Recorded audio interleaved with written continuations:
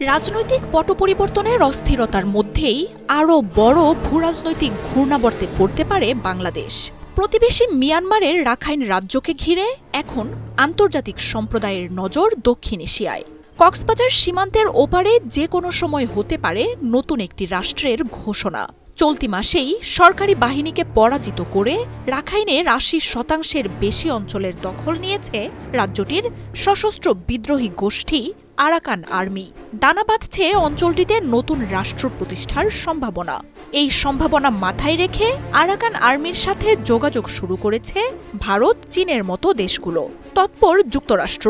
আর এই প্রেক্ষাপটে বাংলাদেশ পড়তে যাচ্ছে সম্পর্কের নতুন সমীকরণে, এমন খবরই উঠে আসছে আন্তর্জাতিক গণমাধ্যমগুলোতে। ওয়ালটন ফ্রিজ কিনে পেতে পারেন 20 লক্ষ টাকা, রয়েছে কোটি কোটি টাকার নিশ্চিত উপহার। প্রতিষ্ঠার ১.৫ দশকের কম সময়ে এখন সরকারি বাহিনীকে পরাজিত করে রাখাইনের নিয়ন্ত্রণ নিয়েছে আরাকান আর্মি। আন্তর্জাতিক বিশ্লেষকরা বলছেন যে কোনো সময় স্বাধীনতার ঘোষণা দিতে পারে গোষ্ঠীটি। আর বিদ্রোহীদের আক্রমণে জর্জরিত সেনা সরকার মিন অং লাইন এই স্বাধীনতা ঠেকাতে কোনো কার্যকর ভূমিকা নিতে পারবেন না বলেই অবস্থা দৃষ্টে মনে হচ্ছে।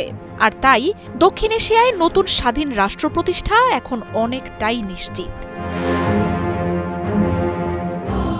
মিয়ানমারের পশ্চিম উপকূলে অবস্থিত রাখাইন রাজ্য আগে পরিচিত ছিল আরাকান নামে। ১৯৯০-এর দশকে আরাকানের নাম পাল্টে তাকে নতুন নামে রাখাইন করা হয়। ভৌগোলিকভাবে রাখাইনের অবস্থান মিয়ানমারের জন্য অত্যন্ত গুরুত্বপূর্ণ। বঙ্গোপসাগর ঘেঁষে মিয়ানমারের পশ্চিম উপকূলীয় অঞ্চলে রাজ্যটির অবস্থান, যার পশ্চিমে বঙ্গোপসাগর এবং উত্তর পশ্চিমে বাংলাদেশের চট্টগ্রাম বিভাগের অবস্থান। বাংলাদেশের সাথে মিয়ানমারের থাকা ২৭০ কিলোমিটার আন্তর্জাতিক সীমান্তের পুরোটাই রাখাইনের সাথে। রাখাইনে এশিয়ার দুই পরাশক্তি দেশ চীন, ভারত ছাড়াও যুক্তরাষ্ট্রের রয়েছে ব্যাপক স্বার্থ। ভৌগোলিকভাবে রাখাইনের অবস্থান এবং সম্পদ দুটোই চীন ও ভারতের জন্য গুরুত্বপূর্ণ। রাজ্যটিতে চীন ও ভারতের বিলিয়ন ডলারের বিনিয়োগ রয়েছে। চীন চকপিউতে গড়ে তুলেছে গভীর সমুদ্র বন্দর, যার মাধ্যমে মিয়ানমার থেকে সরাসরি গ্যাস যায় শি জিনপিং এর দেশে। দেশটির বেল্ট অ্যান্ড রোড ইনিশিয়েটিভ বাস্তবায়ন এবং মধ্যপ্রাচ্য এবং আফ্রিকায় তেল গ্যাস পাঠানোর বিকল্প ও সহজ পথও রাখাইনকে ঘিরে। ইরাবতী নদীতে রয়েছে চীনের ১৩,০০০ মেগাওয়াটের এক জলবিদ্যুৎ প্রকল্প।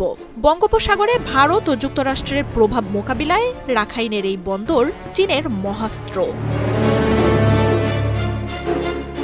রাখাইন ইস্যু ভারতের জন্য মহা গুরুত্বপূর্ণ।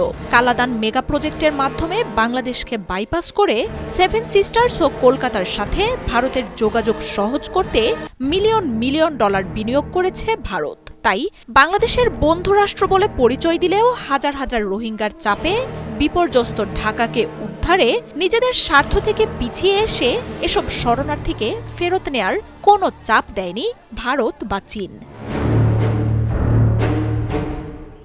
মিয়ানমারের সরকার ও রাখাইনের আরাকান আর্মি দুই পক্ষের সাথেই ভালো সম্পর্ক আছে ভারত ও চীনের।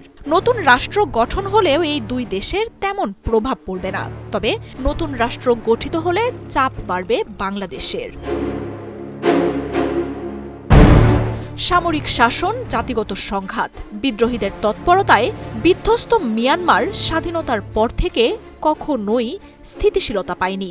সীমান্ত থাকা প্রতিবেশী মিয়ানমারের সাথে বাংলাদেশের কূটনৈতিক ও বাণিজ্যিক সম্পর্ক একেবারেই সীমিত।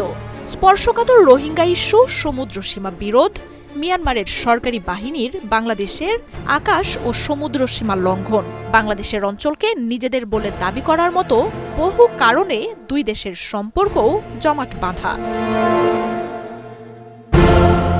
তবে আন্তর্জাতিক উদ্যোগে মিয়ানমার সরকারের সাথে রোহিঙ্গা স্থানান্তরে আলোচনা হলেও রাখাইনে নতুন রাষ্ট্র গঠনের সম্ভাবনা এখন এই আলোচনার দুয়ার একেবারেই বন্ধ করে দেওয়ার পথে।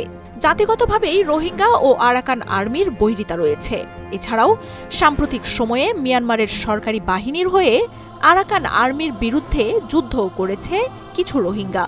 রাখাইনে আরাকান আর্মি স্বাধীনতার ঘোষণা দিলে বাংলাদেশে থাকা ১০ লাখের বেশি রোহিঙ্গার ফেরত যাওয়ার ভবিষ্যৎ অনিশ্চিত হয়ে পড়বে। সাথে অঞ্চলটিতে থাকা আরও ৬ লাখের বেশি রোহিঙ্গার বাংলাদেশে ঢল নামারও শঙ্কা করছে আন্তর্জাতিক গণমাধ্যমগুলো। মার্জিয়া উপমা, ৭১।